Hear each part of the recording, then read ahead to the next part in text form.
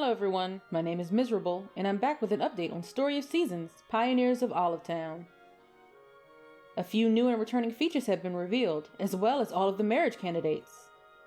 To begin with, let's just mention a few of the things that most of us were able to guess from the trailer.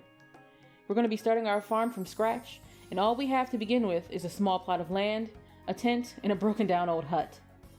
The more land you clear and materials you gather, the more you'll be able to build up and repair dear old Grandpa's farm. This also allows the player to be able to repair old bridges and valleys and access new areas. Here, you'll find your livestock and rideable animals, including a wolf, that you'll be able to tame and bring back to your homestead. And in a bit of an Animal Crossing feature, you're going to be able to have full control over the layout of your farm. And yes, I know this was in a few of the older games, including A New Beginning and the first game titled Story of Seasons. However, it definitely is expanded upon here. You'll be able to make your farm big, small, or just an all-out unique experience. And you can share these experiences as well. There's going to be a camera you can take different photos. You can be able to upload, if I'm not mistaken, you can upload these photos online for other people to see and share what your farm looks like. You'll have full control out of the layout. Like I said before, you'll have access to different patterns for the different roads, sprinklers, and fences to do with as you will. You have areas where you can farm fruit trees, mushrooms, and as well as keep bees. You'll have bee huts you can take care of. And while yes, this was in the older games, this is definitely expanded upon from what it used to be. It used to be like one bee coming to a tree, and now you have bee huts, or whatever they call them. And I hope they have the beekeeping outfit because I'm strange. Anyway, I can't wait to see how they've implemented these new features. There are also a few new creatures they've added to the game called Corapon. I'm unsure if these are the game's version of Harvest Sprites, or if they're going to be a completely separate thing and the Harvest Sprites will still be here. What we do know is that they're little spirits that you'll encounter along the way, and the more you befriend them, they'll give you help to improve your farm. Corapon will give the players crops and materials that produced only in their village. And at first, only a few of them will be available, but the more you expand the land, the more of them you can unlock. They may even take you on an adventure to a special place. That doesn't sound strange at all. There are going to be some returning features to the game that we could have expected. Seedling mode and normal play, of course, will still be here. But they are bringing back an expanded version of the ability to customize your protagonist, which includes the hair, the clothing, the skin tone, and apparently the voice type. I don't know if this means there'll be some form of voice acting in this game, or if it just means the character is going to be making sounds like laughter, groans, and grunts. Either way, it's a nice addition for our normally silent protagonist. And of course, the feature I was hoping they would keep, and I hope they continue to keep, is the best friend system, or as we call it here, same-sex marriage. Let's just call it what it is, people. I'm glad we finally got this in the US, because certain other companies would not allow us to have it, and we finally do. And I thoroughly enjoyed it being in Friends of Mineral Town. Speaking of marriage, I think it's about time to get into those new candidates. We're going to start with the bachelors, alright? First up is Ralph. He's a preservation ranger who lives in the town. Ralph is very much a leader who likes to take initiative and used to play sports when he was younger. His overall design is just okay for me. The best part of it to me is the jacket, but the colors are so dull. And yes, I know he's a ranger, which is the theme they were going for with the greens and the khaki.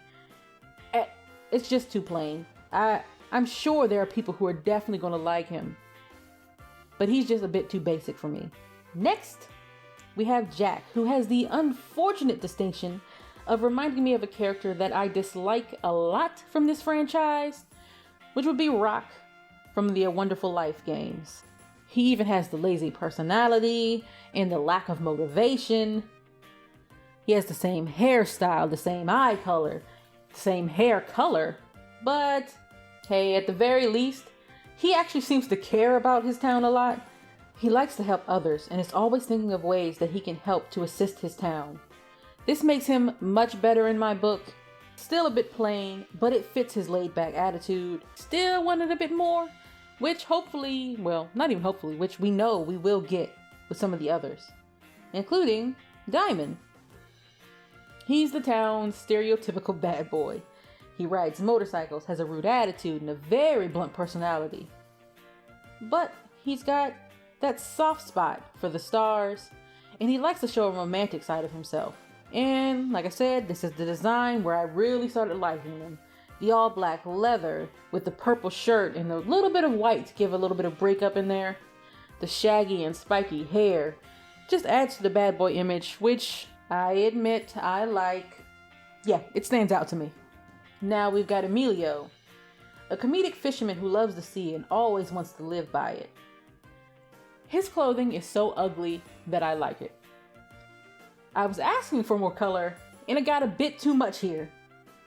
He's wearing a bright Hawaiian shirt with knee-length jorts. It's the 90s all over again. And the 90s were not a great time for fashion. But I grew up then, so I have an affinity for it, of course. But it fits his laid-back attitude, and I also love the shape of his eyes. I don't know what it is, but whenever I see those eyes, I'm drawn to them. When I make characters, I pick them. I'm weird like that. And last up for the guys, we have Iori. He's a traveler from a distant land who loves to fish and loves nature and has a very gentle soul. This is my favorite design for the guys. I love the long hair that's pulled back into a ponytail, the purple and white color scheme they've got going on. Purple is my favorite color. You add it to something, I'm typically going to like it. Then you added it to the fact that I have an affinity for Japanese clothing or Asian culture in general, but the full-on Japanese traditional outfit, yeah, love it. Best design by far. All right, let's move on to the Bachelorettes. First up is Reina. She works at the town's museum and takes her work very seriously, even if she doesn't look like she would. I love it when media tries to subvert expectations by presenting a character to us who does not act how one would perceive them by looks alone. So don't judge this book by her cover. One of the best looks in the game, off the shoulder, sweater dress with thigh-high boots. It's the thigh highs that did it for me. Thigh highs. Give me more. So we've got Ren up next, a shy and naive woman who works at the flower shop. She takes a bit to warm up to you, but then she definitely blossoms once she does. And yes, I was intending that terrible pun. And remember what I said about my affinity to Asian culture? Yeah, I love her look as well. Traditional Chinese clothing with a bit of flair added in. She gets a thumbs up from me. Bridget is our next lady. And the one thing drawing me to her is her love and my love for animals. Because her clothing is not it. I don't know what it is. The shirt clashes with the long dress.